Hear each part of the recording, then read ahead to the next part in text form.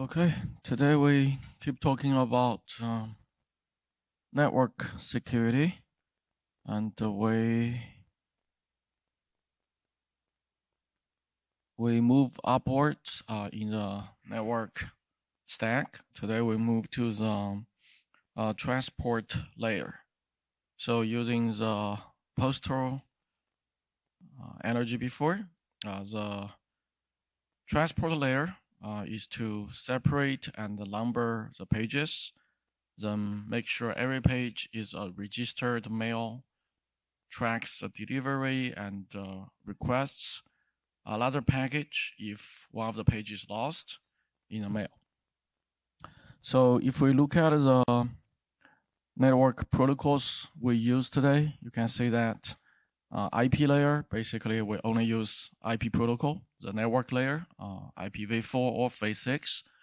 Also at the transport layer, two protocols dominate, TCP and UDP. We do not really use much other protocols. On top of that, we have all kinds of protocols, the application layer. So the transport layer obviously locates between the network layer and also the application layer. So like all other computer system layers, one layer provides service to the upper layer and also receives service from the lower layer. The network layer provides service to the application layer, receive services from the network layer, which means that with transport layer, we extend the network layer service from host to host delivery to process delivery. So the IP layer, we deliver messages between two IP addresses. And one IP address basically is one network adapter. Or for most devices, that means that's one device. Most of the devices will not have multiple IP address, multiple adapters using at the same time. Right? Then the transport layer extends that. Now we're talking about different process running on top of the operating system, on top of the device. And each of those process, they have their own address.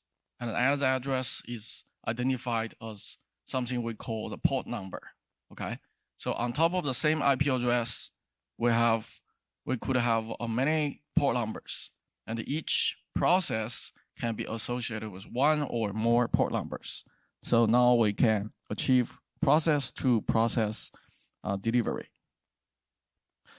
So inter-process communication, that's a topic in the operating system class. So if you have one operating system, it runs multiple processes, then you use inter-process communication, IPC. There are many methods to do that. You can do memory, you can share a physical or virtual memory, you can share files. But if they are at a different host to exchange messages, then we use this transport layer protocol to do that. Even if on the same device, you can also use this on one operating system. Two processes can also use this transport layer protocol to exchange messages between each other.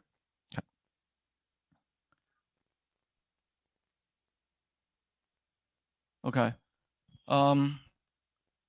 So there are many different models for processes to communicate with each other. There are the client and the server model. The server will provide a listening service. It will listen to other client's request, and the one client will initiate this kind of communication. Also, there are P2P architectures that everyone plays the role of client and the server at the same time. So if we look at the IP protocol, the IP header, this is a picture I showed you last week. In the IP header, we have a protocol field.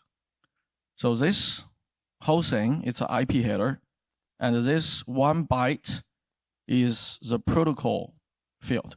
And this protocol field specifies the protocol of the IP payload. So the IP payload basically is a transport layer protocol. In this case, there are TCP, UDP, ICMP, IGMP, and several other protocols. For data transmission, we usually just use TCP or IDP.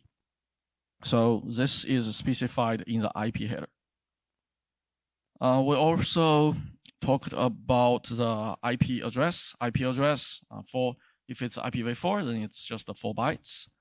Then at transport layer, we also have this address.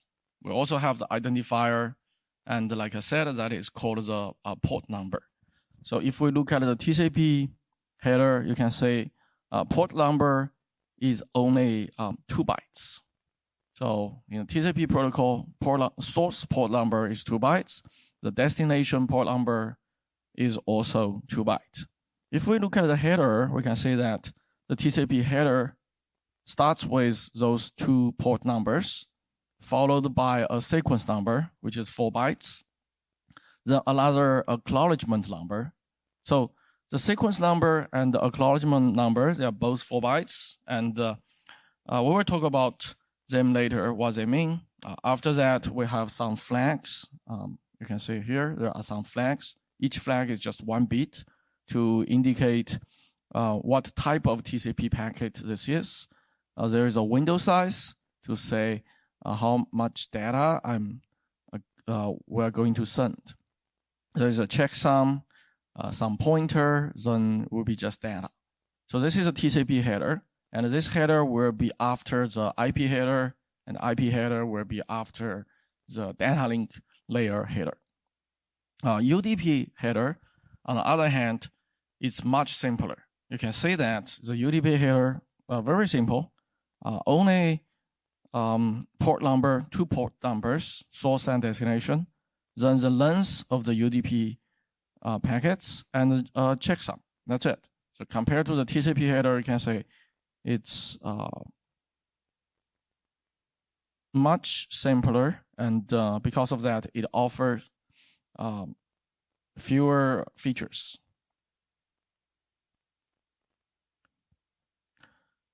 So to identify a process running our operating system in a network, basically we just use IP address and port number to identify that. Usually HTTP servers, they are on port number 80. Sometimes it's 8080. Then HTTPS usually is I don't remember what's HTTPS port number anymore.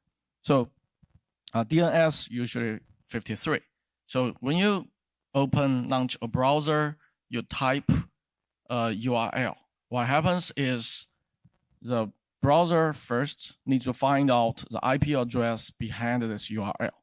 So it will send a DNS request to a DNS server at the TCP port number 53. After that, the DNS server returns to your computer and browser.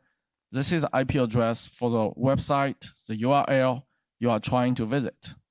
Then your browser will send another TCP request, which in this case is actually HTTP or HTTPS request, but that is part of, obviously that is on top of the TCP, then to a remote server. If you do not specify the port number, then it will just use the default number like 80 or 8080 or maybe 513, something like that. So you can visit that. You can visit the HTTP or HTTP server process running on another computer in the network.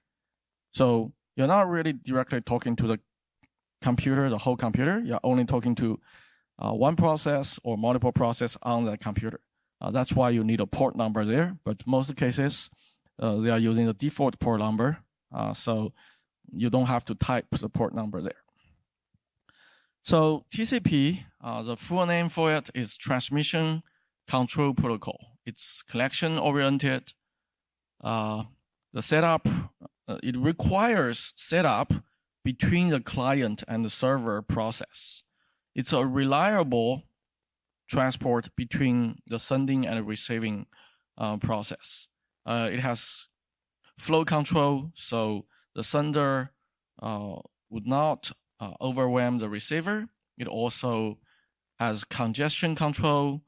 So if the network is overloaded, it has mechanisms to slow down. Also, even though all the network packets are sent one by one or one after another by packets after packets, TCP provides this kind of service. It looks like it's streaming data.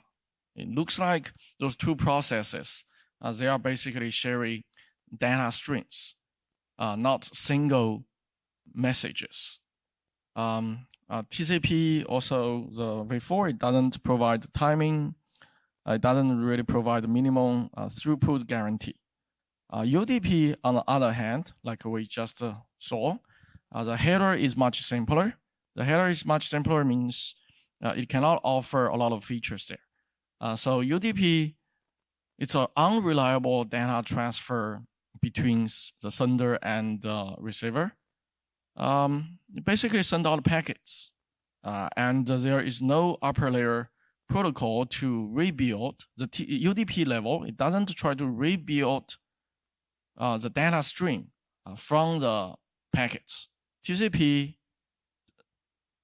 stack will try to rebuild a data stream from the packets, as we saw before, right? In the header, UDP is just port numbers, lengths. After this, it's just data. If you send 3 packets, UDP packets, there is no way to tell, and those 3 packets, they went through different routers, then eventually reach the destination. At the destination, there is no way to tell which one was sent first. The recipient only knows which one arrived first, okay? Doesn't really know which one was sent first. Or maybe some of them went through 10 routers, another one just went to 2 routers, right? So there is no way to reorder that, to rearrange that. However, UDP, every packet, they have a number. That is, the number is specified in the sequence number, in the acknowledgement number. So we know that which packet is first, which packet is second. We know that.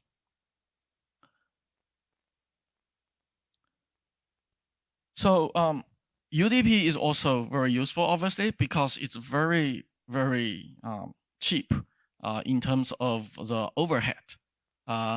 Imagine if you are trying to send 10 bytes using TCP, the TCP header itself is like already 40 bytes. So the overhead is more than 100%. But if you're sending that over UDP, the header is only like, I think the header is only 8 bytes. So the overhead is very small in this case. So because of that, UDP packets, they may, first of all, there's no delay for establishing the collection. You are just sending out the packets. Before sending out the packets, you do not try to set up something we call a collection. Basically, a collection means both parties, they maintains the states of the transmission. Both parties knows what predefined states I am at, and in different states, we're going to do different things. The software side, obviously, it's much easier to implement as well. Also means it will be much faster to execute.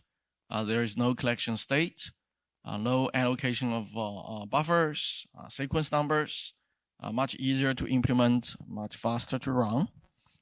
Smaller package header overhead, only 8 bytes. So I feel because of the advancement in networking in the last 2 decades, most of our protocols we are using right now are based on TCP to offer a more reliable collection. So the multimedia streaming right now, I feel they are also on top of TCP. But when UDP was designed, it was argued that we can use it for multimedia streaming, for something like Skype at the very early stage.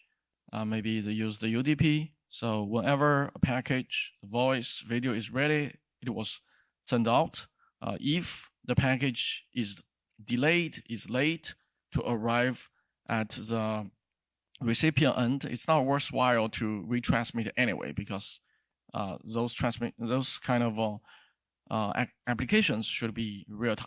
But that was the design before. But right now, I feel everything, video conferencing, gaming, telephone calls, they are also based on UDP, TCP. First of all, TCP are much faster. Our network, the physical layer, are much faster now. It's not like the delay will be that big, making it not usable. Second, even for those kind of streaming services, now we want reliable collection, so we do not miss some packets. Other some simple protocols like DNS, the message is very short.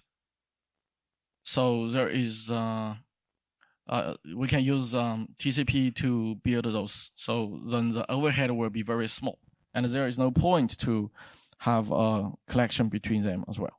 So but even now, a lot of those are using TCP because the advancement in the lower layers. So let's say if we are using UDP, so what kind of security problems we will have here? The first one is UDP spoofing. This is basically the same as IP spoofing. Just we do not only spoof the IP address, we can also spoof the port numbers, because those headers, they are just plain text. Anyone can construct a package and fill in whatever they want. They fill in the IP, they fill in the IP layer, they fill in the transport layer, whatever they want. So let's say we have 3 computers here. Now we're not only talking about computers, we're also talking about the process running on top of the computer. Let's say on this computer, host A, IP host A, process 1 is using port number A. Then it tries to talk to another computer, host B, using the UDP protocol. Try to talk to the process P2 using the port number B on host B. So they will just use UDP to communicate. So remember, the header of the UDP is just source port number and destination port number, then checksum, then data. Okay. Then anyone on the internet, like attacker P3, which is also a process, can easily craft a UDP data packets and send to host B, and claiming it is using port A on IP address host A. You just craft IP packets like that, UDP header like that, then send it to host B. And host B, there is no way, the original protocol, there's no way for host B or P2 to know that package was not really from host A. So for TCP, attack will be much more difficult, but still possible. And also for TCP, because most of our protocols are on top of TCP, then if you really want to to do some meaningful attack, you need to attack TCP. So TCP itself, like we said, it is collection oriented. It gives the two processes, the communicating two process, the feeling that there is a collection between them, which means the protocol has explicit setup and tear down of what we call a TCP session or a TCP collection. TCP is designed to be reliable, provide in-order delivery, if the sender sends out 10 packets in one order, eventually to the receiver, in this case, the receiver is a process. The receiver should receive those 2 packets in the same order, okay? But we only guarantee that for the sender, the process, and the receiver process. If we go down a little bit, go to the IP layer, the IP diagram, we do not really guarantee the 10 IP diagram sent at the sender will arrive at the receiver IP address in the same order. We don't guarantee that. But even if we don't guarantee that, the TCP IP stack, using the sequence numbers, they can reorder the packets. When they present that IP packets to the application, it can be in order. Okay, so that is actually the job of TCP. This is achieved by using the acknowledgement, the sequence numbers, and also if some packets are missing, the acknowledgement number can tell the sender to retransmit the data. Later, we will look at how this is achieved. So, like I said, for TCP, applications get a feeling that they are sending and receiving a string of bytes, not just every time 20 bytes. That's the illusion we are giving to applications. Let's take another look at the TCP header. The header starts with the source port number, 2 bytes, then 2 bytes of destination port number, then 4 bytes of sequence number, 4 bytes of acknowledgement number. After that, the most interesting part will be the 6 flags. They are urgent flag, acknowledgement flag, push flag, reset flag, syn flag, and the fin flag. Syn is kind of like synchronization. It initiates the collection. Fin is finish. So we are going to look at some of the flags later. Then window size, basically saying that how much data I'm expecting. Checksum and urgent pointers. After that, usually that's just the upper layer payload. In this case, will be application layer payload. So those 6 flags. The first one is urgent, which if you are using this flag, you have to also in your header there is urgent pointer. You need to use that. Acknowledgement flag. This one basically saying this packet, also the package I'm sending, which is this one, also acknowledges a previous package the other party sent to me. I'm trying to acknowledge that I received package sent by the other party. The push flag is request for push. That's because the IP layer usually will have buffering. If you send the application layer will send multiple TCP packets, and the IP layer may decide to merge them to have a bigger IP packets. But the benefit of that is you will only send one IP diagram instead of multiple IP diagram. So the size overhead will be lower. However, it also means that your IP diagram may be delayed a little bit more because it would wait for more data.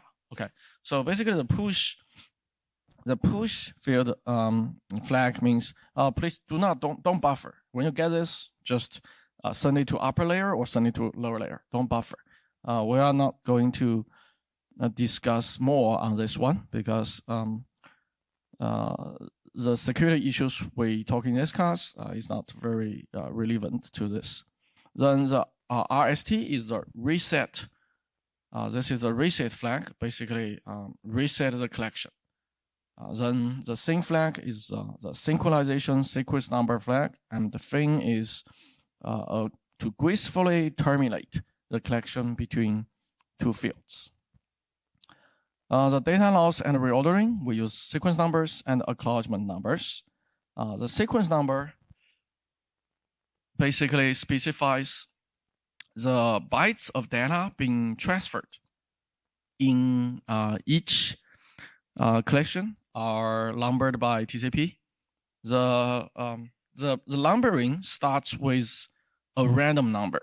Okay, the numbering should start with a random number. So then, this is the cornerstone of a lot of the security of TCP is this sequence number. If the sequence number is not random, we can do all kinds of attacks on it, which we will say today. This goes back to the core problem in our security is how do we get real true random numbers? In security, a lot of attacks are depending on guessing. And to make guessing difficult, then we need true random numbers. This happens everywhere. Like in system security, we have address-based layout randomization. Randomization means we put the code data sections at a different memory address every time we launch a program. So for the attacker, they don't know where the target is. So that relies on the random number. Also, TCP here. Then the acknowledgement number, this is the value of acknowledgement field in the TCP segment to define the number of the next byte a party expects to receive. So you don't have to remember those meanings. Later, when we say the example, it will be very clear. So let's say, why do we need a random sequence number? Let's say two computers, they are communicating with each other on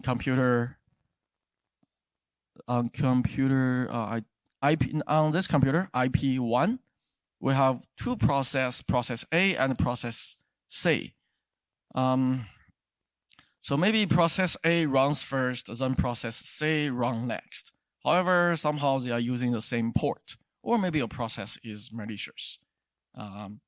Then process A, they are actually transferring movie data with another IP address, IP2, and another port number. Then process C is transferring books. Without that sequence number, let's say we don't care about the reordering. Just how do you identify the process? Process, they're identified by IP address and port number. That's it, right? So those two, process A and C here, they have the same identifier. So if we do not have the sequence number, when process A and C send data to process B, there's no way for process B to know they are from two different processes. They have the exactly same identifier, right? Then process B may just mix the data together and don't know how to separate it. So that's one reason we want to have random sequence numbers. Also, we need sequence numbers also to reorder things. Then let's say the security implications of that sequence number. So now TCP does have the sequence number. Let's say we have host A, which has a process 1 using port A, tries to talk with host B, process 2 using port B. So if there is an attacker, if they are doing UDP, it's very easy for the attacker to hijack data in. It's kind of like the attacker try to hijack some data, not hijack, try to inject some data into the communication between host A and host B, as long as the attacker can spoof the IP address and the UDP number, right? But for TCP, it will be much more complicated. the attacker doesn't only spoof the IP address, the port number, which is the easy part. Attacker also needs to know what is the correct sequence number to inject any malicious data. If the sequence number is not correct, the sequence number is not what host A and host B negotiated in the first place, not really negotiate. They had it in the first place. They don't really negotiate that. We'll talk about that later. So then host B, when it receive a TCP packets with wrong sequence numbers, with sequence numbers that doesn't make sense, then host B will simply drop that. So there is a security implication of this, make attacking this harder, but it's still possible. There has been a ton of work invested in this area to how to attack TCP collections. So next, let's take a closer look at how this TCP sequence number and acknowledgement number works. In this setup, we have a server, we have a client, that's two different computers, two hosts. Then on the client, we have a client process, that's an application process. On the server, we have a server process. You can think of the server process as your website, HTTP. Then the server process obviously will use the TCP IP stack on the server, which we call the server transport layer. The client side, the same thing. They have the TCP IP stack. That obviously will be software implementation, usually part of the kernel. Then at the beginning, the server process will listen at an IP address and also a port number. Then obviously the server will advertise its IP address through DNS, domain name service, because usually you don't really advertise your IP address directly. You advertise your URL, right? But the URL eventually maps to IP address. So the server has a port open and wait for requests from client. The client process, like a browser, wants to visit this website. What it does is it actively open a port on the client operating system. Then it will send out the first TCP packet. This TCP packet is called the same packet. The same packet will have one flag, which is the same flag we talked about. There are 6 flags. The same flag will be set, or other 5 flags will be cleared. Well, I mean, some of the flags could be set as well. But in this case, what important is the same flag is set. This TCP packet, the same packet, also have the sequence number. And the sequence number, in this case, let's say 8,000. That is a random number generated at the client side. The client will randomly generate the number, put it here. Send this package to the server. When the server receives this, the server needs to tell the client, I received your same packet. Okay? How does the server do that? The server will send out an ACK packet, which will set the ACK flag here. And in the ACK flag, the server will say, I acknowledge that I received your packet, which has a sequence number 8,000.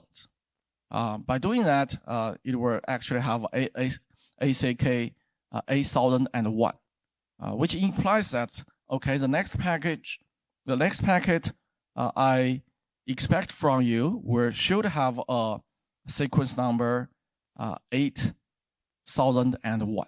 Okay, that implies that. But TCP is a two-way communication.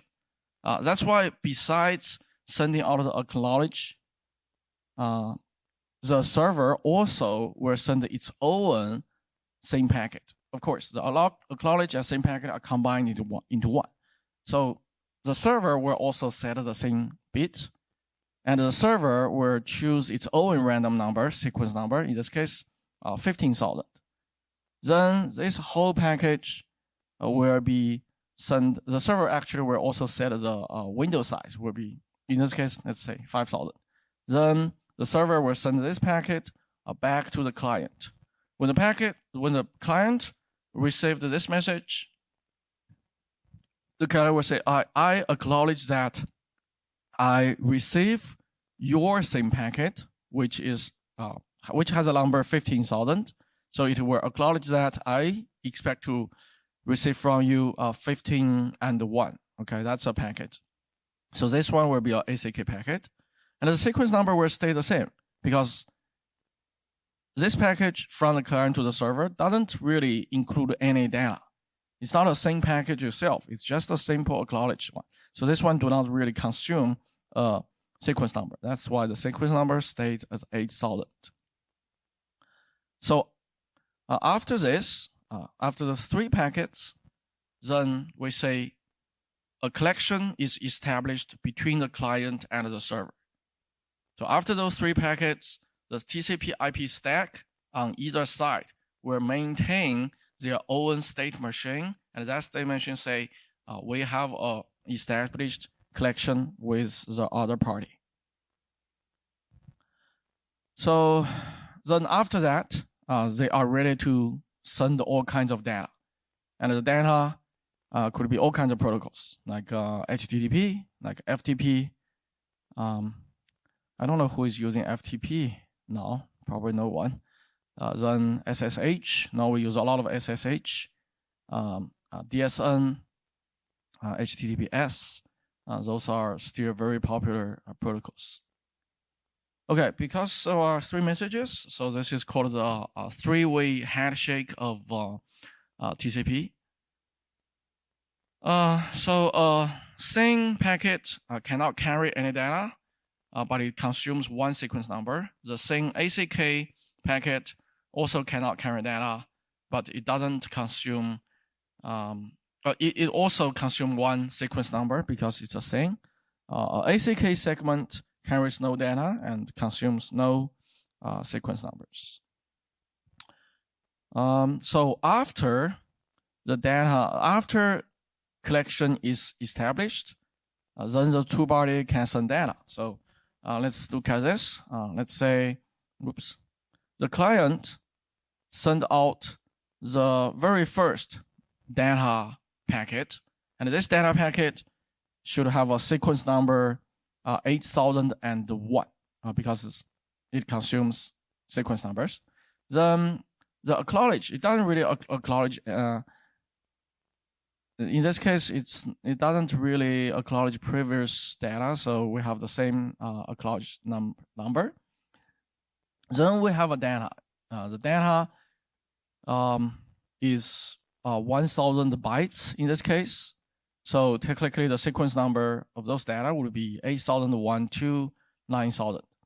So after that, we could send another one. If the client send another one, then the sequence number will start with 9001.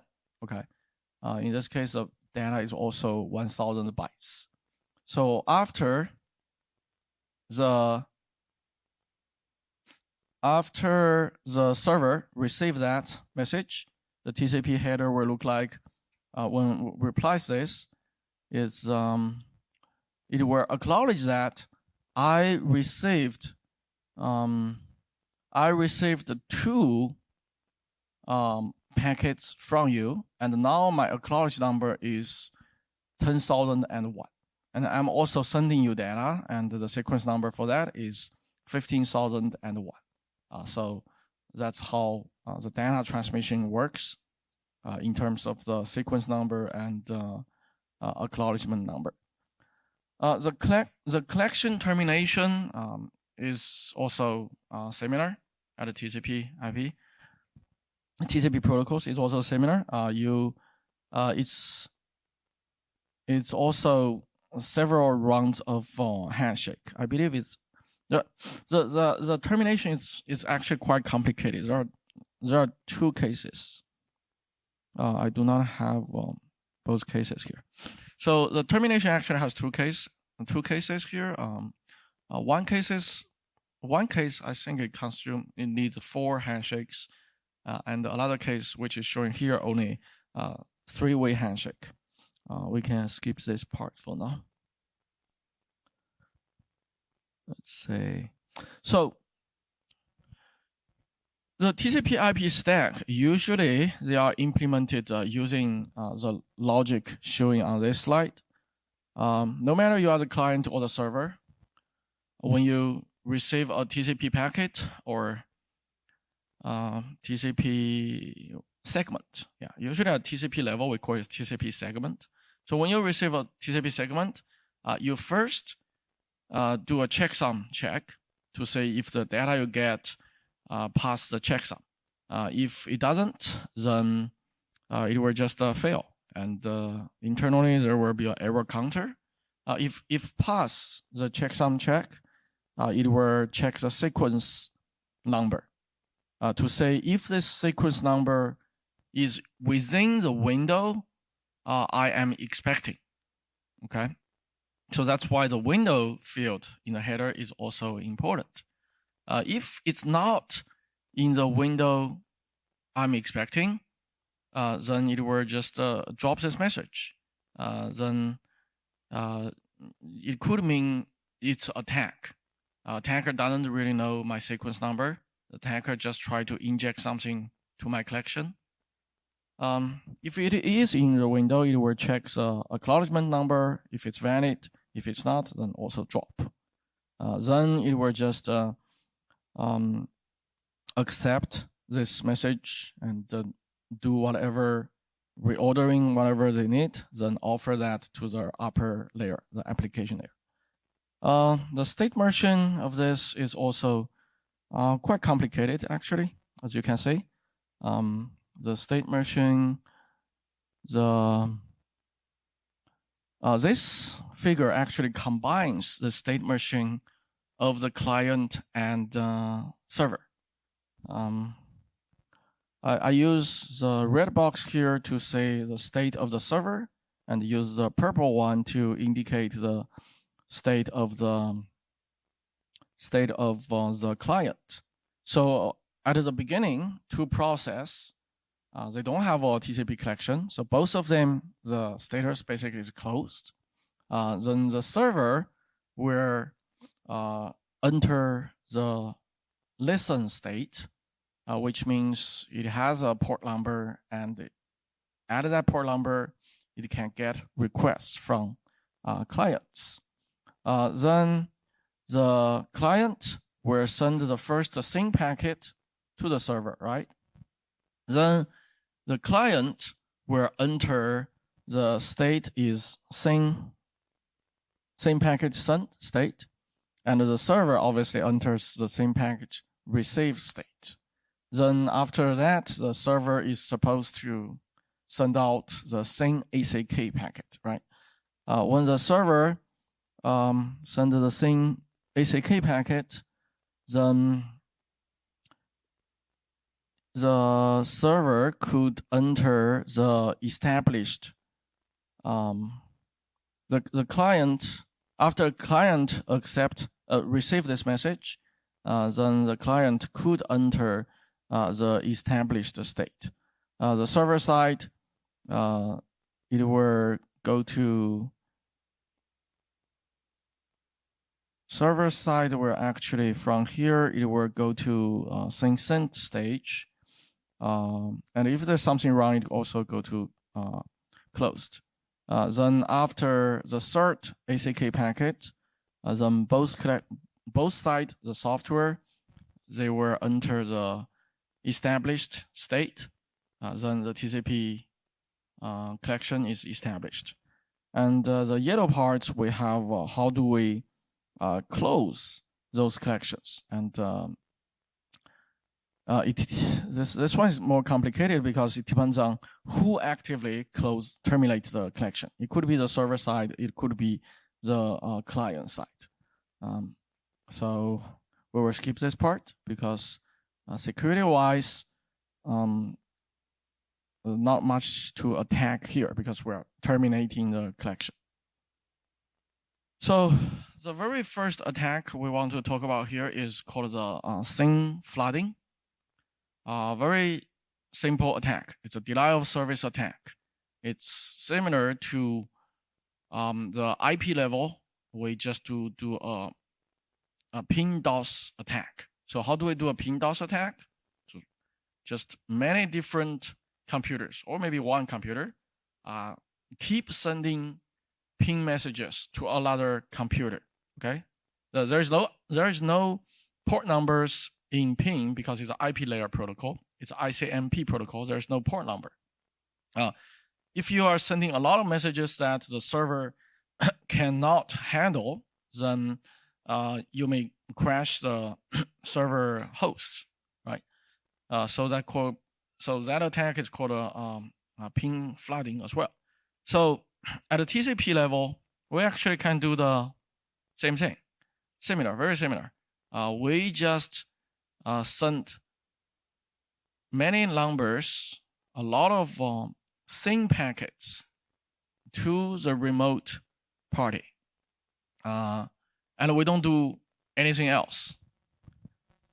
So every time, let's say if this is a web server, when a web server receives a SYN packet, it may create a new process or new thread to serve that new request. It may do that.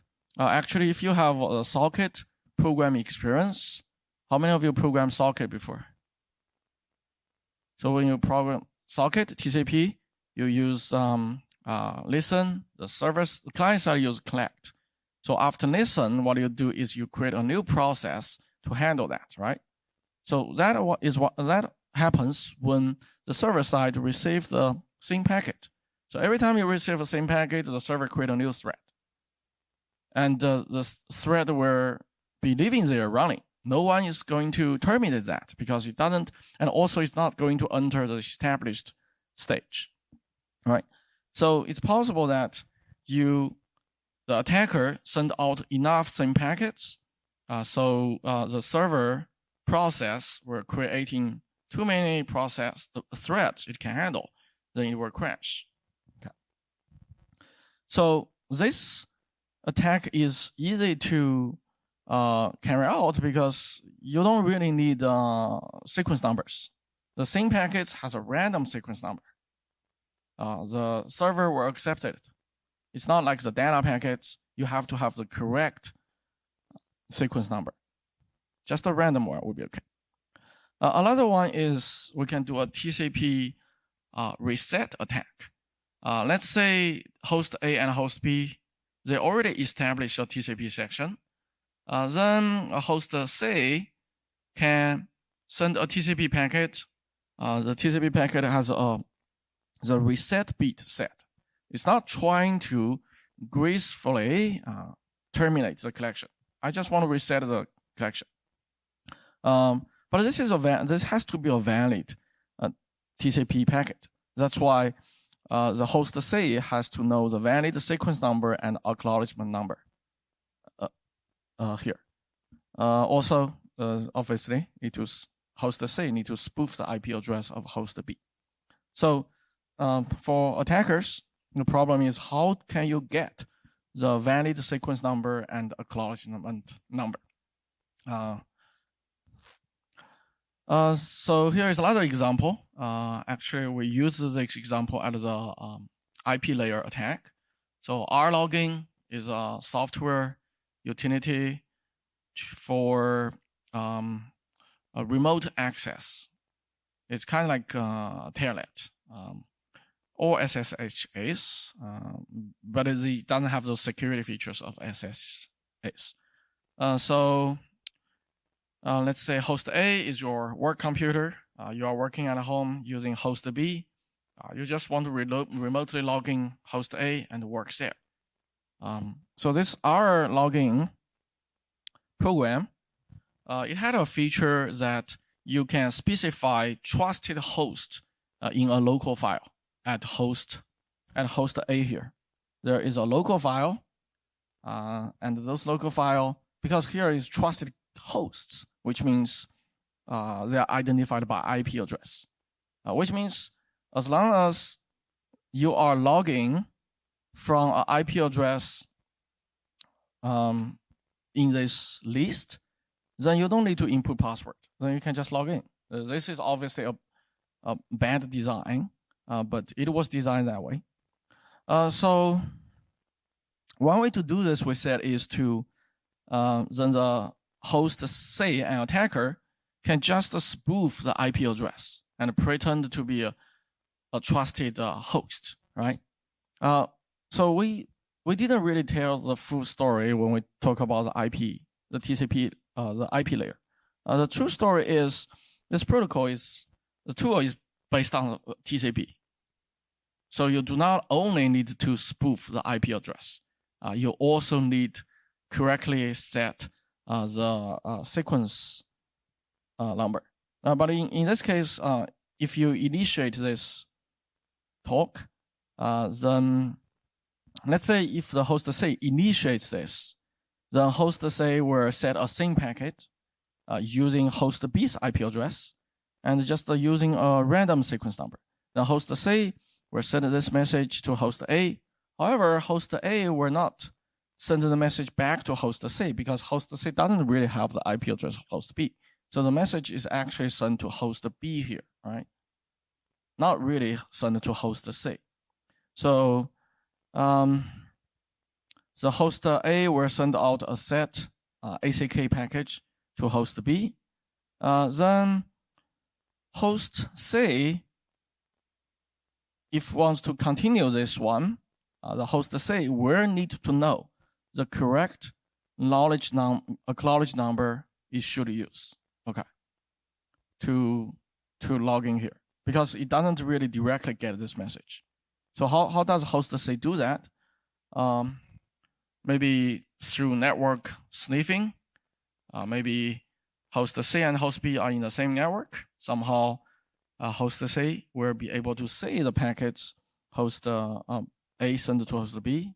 Then basically you can know the acknowledgement number. Also, there are other approaches. Other implementation vulnerabilities at the software layer could also help us. So even if we're not in the same network, we cannot get that acknowledged number. There are other ways for us to guess that because the implementation or design was just bad.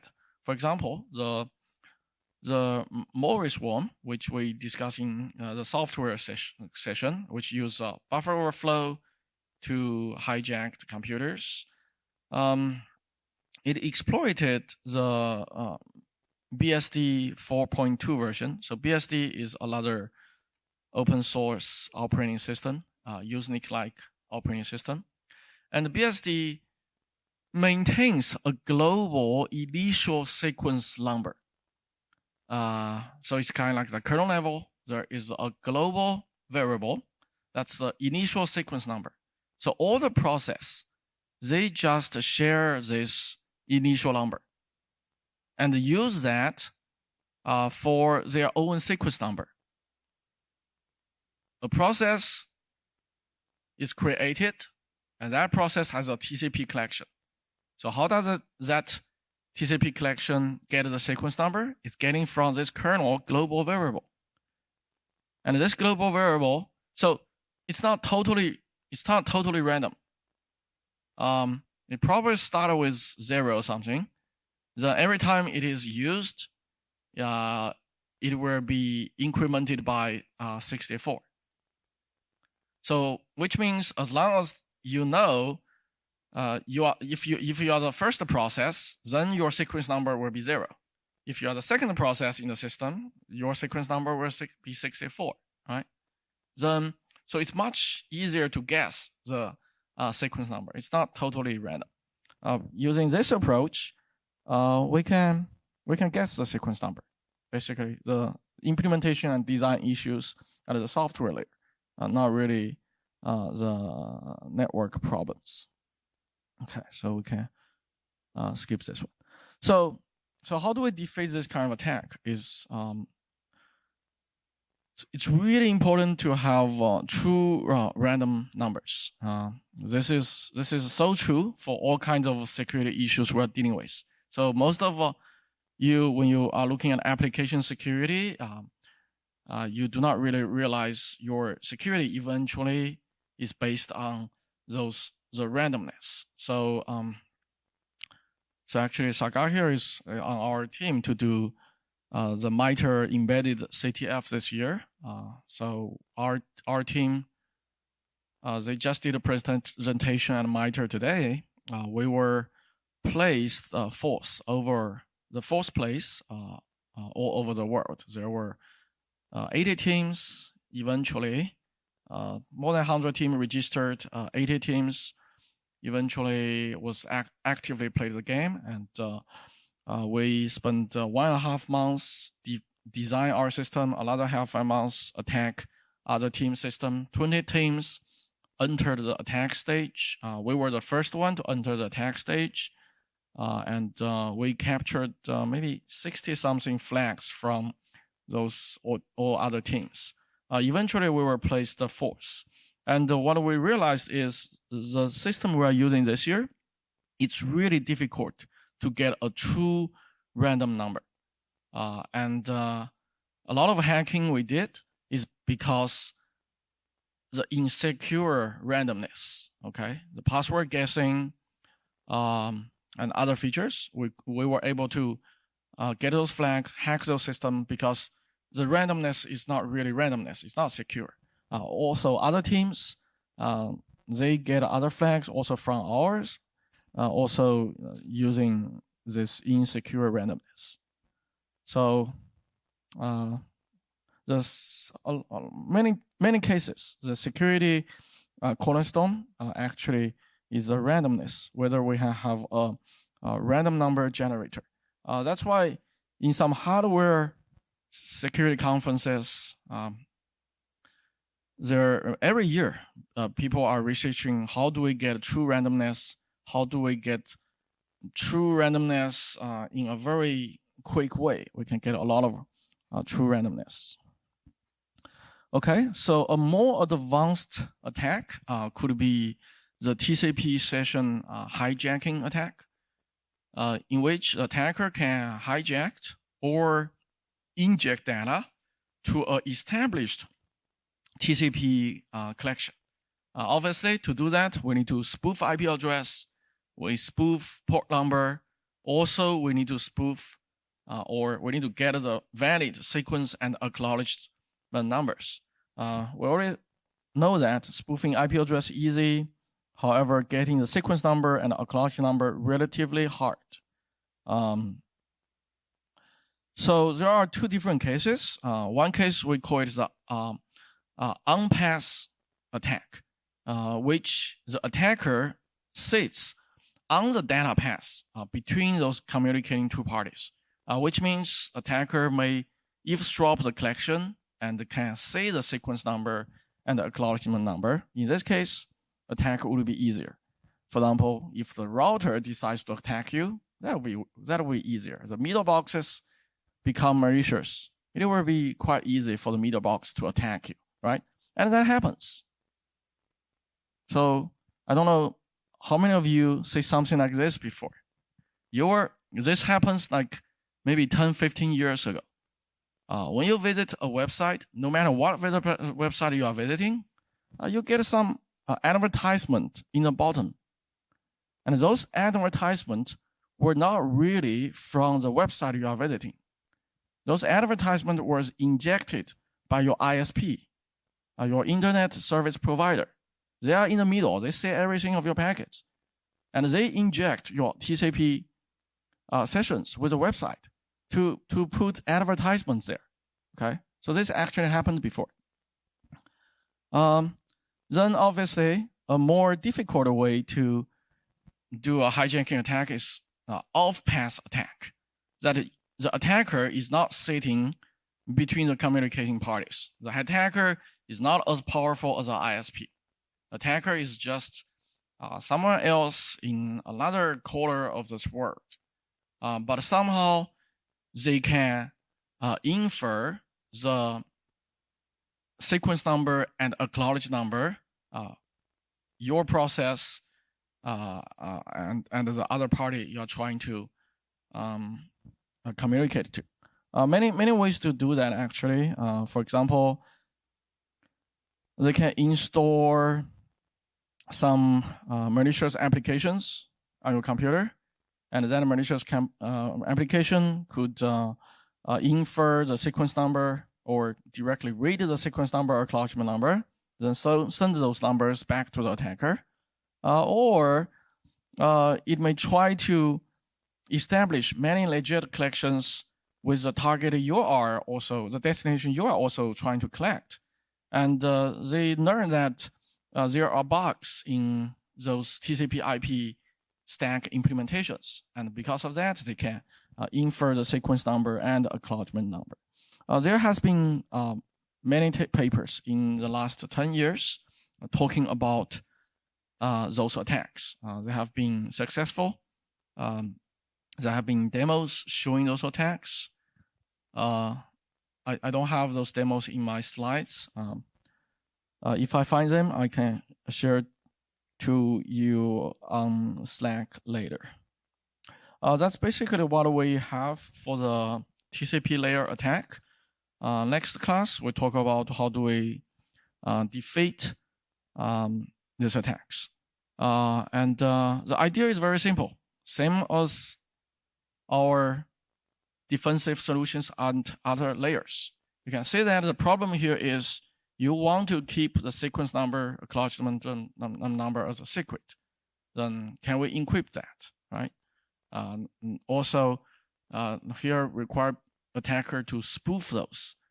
As long as the spoofing, that's basically an authenticity problem, then can we add another layer of authentication there? So that's a basic idea. For all the security solutions we have, the basic idea is the same.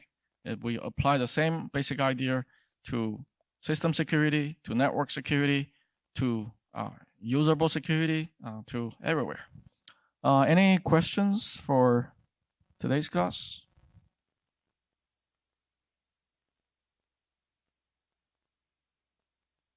Okay, so if there's no questions, then I see you next Monday.